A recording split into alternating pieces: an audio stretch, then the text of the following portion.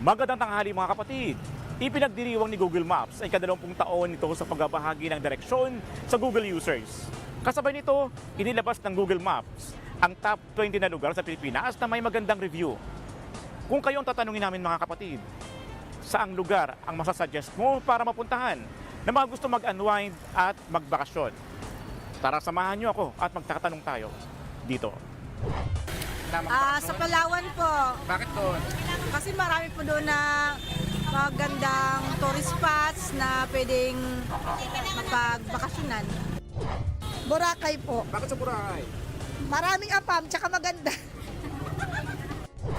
Sa Osamis, Mindanao, maraming mga magandang tanawin at mga paliguan. Andun lahat ng mga tourist. Surigao. Bakit sa Surigao? Bakit doon? Maraming magagandang tanawin, tsaka relaxing. Sa Batanes po sir, maganda po doon sir. Bakit, ano may offer ng Batanes sa mga tao? Napaka-peaceful po ng lugar at saka matatanggal talaga yung stress mo. Makakapag-unwind ka talaga. Ako ang inyong hari ng bayan, ang tunay at nag-iisang pantanggal umay sa pananghalian.